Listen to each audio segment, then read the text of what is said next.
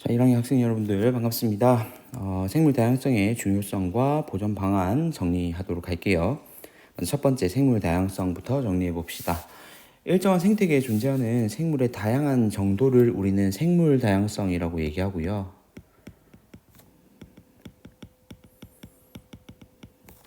자, 이러한 생물 다양성이 크면 클수록 생태계는 안정적으로 유지가 됩니다.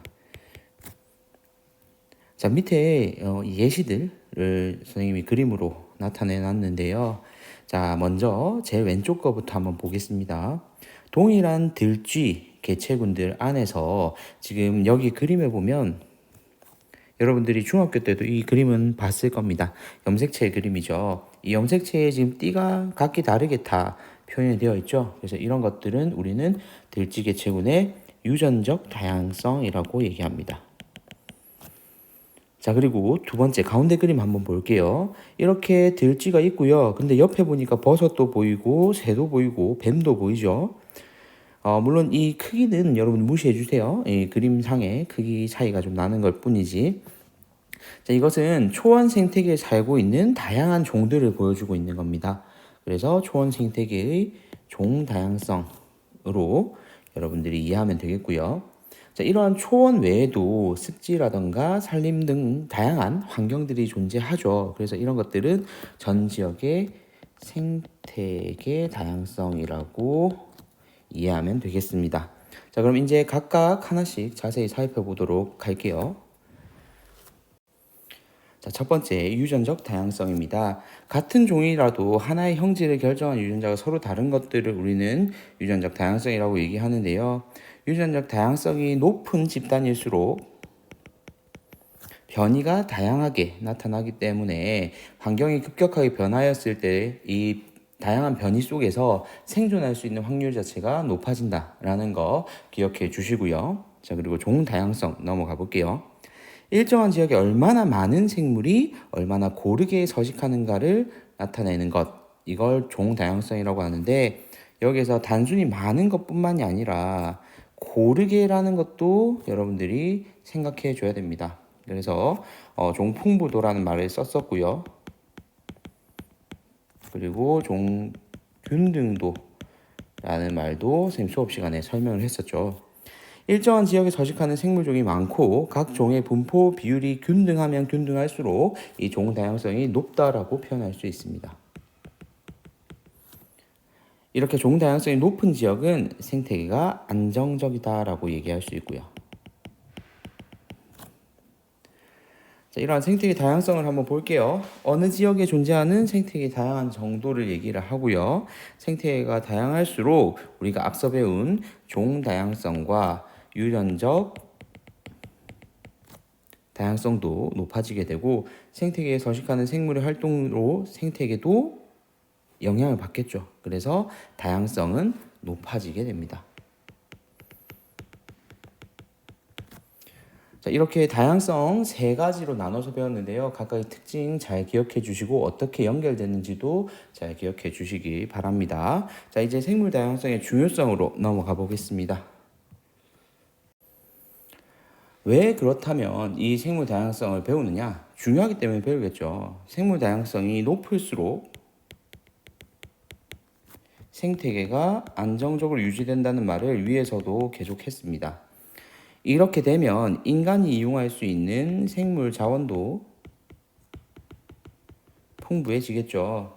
그래서 이렇게 생물 다양성을 보존하는 것이 자연환경 보존도 물론 중요하고요. 이후에 인간의 생존까지도 생각하면 굉장히 중요한 개념이다라는 거죠.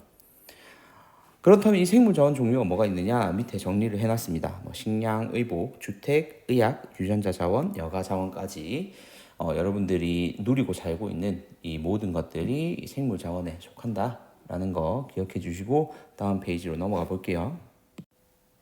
자, 생물 다양성이 그렇다면 보존되기 위해서는 어떤 노력을 기울여야 되는지도 여러분들이 알고 있어야 되겠죠.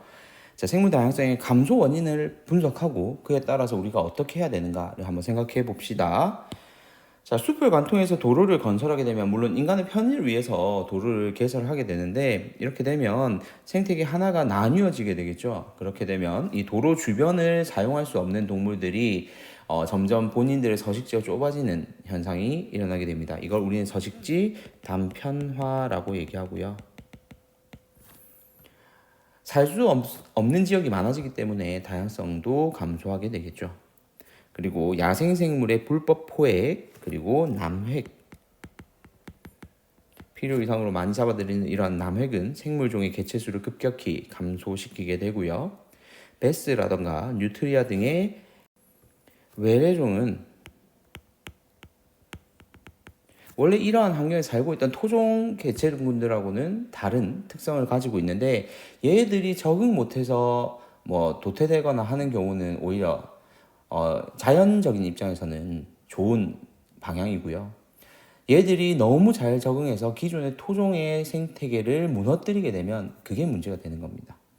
그리고 대기오염으로 생성되는 산성비의 경우에는 하천, 호수, 토양 등을 산성화시켜서 여기에 살고 있는 생물들에게 막대한 피해를 입히게 됩니다. 자, 이제 우리가 해야 될 노력을 한번 살펴볼게요. 먼저 여러분 개인적인 노력부터 보면요. 쓰레기를 분리 배출하고 자원의 재활용 그리고 에너지 전략 등인데 분리 배출할 때 요즘 무라벨 이런 게 유행처럼 각 업체들이 실시를 하고 있는데요. 페트병에 붙어 있는 상품 정보라던가 상표가 붙어 있는 라벨지를 제거를 해서 분리 배출을 해주어야 훨씬 더 재활용을 할 수 있는 확률이 높아지게 되고요. 지금은 이제 점점 이 라벨지를 아예 페트병 자체에 성형할 때 만들어 놓는 형식으로 진행을 하고 있습니다. 조금씩이지만 분명히 긍정적인 변화라고 생각을 하고 있고요. 그리고 사회적, 국가적 노력도 필요하겠죠. 단순히 개개인이 노력한다고 해결될 문제는 아니기 때문에 국립공원을 지정한다던가 천연기념물을 지정하고 환경보호운동을 전개하는 등 사회, 국가적인 노력이 수반되어야 합니다. 그리고 우리나라 봄철 되면 황사가 심해지죠. 물론 지금은 황사뿐만 아니라 코로나 때문에 마스크를 착용하고 있긴 하지만 코로나 이전에는 사실 봄철에 마스크가 필요했던 이유는 황사 때문이었어요. 이 황사 같은 경우에는 중국에서 넘어오는 이 중금속이 섞여 있는 모래바람인데 이런 것들은 단순한 국가 차원에서 해결할 수 있는 게 아니니까 국제사회적인 노력이 필요하죠. 그래서 국제적 노력이 필요하다는 겁니다. 생물 다양성에 관한 협약을 국가 간에 체결을 하게 되는데요. 우리 교과서에 세 가지 협약이 등장을 합니다. 먼저 람사르 협약. 물새 서식지로 중요한 습지를 보존하기 위한 협약이고요. 그리고 런던 협약,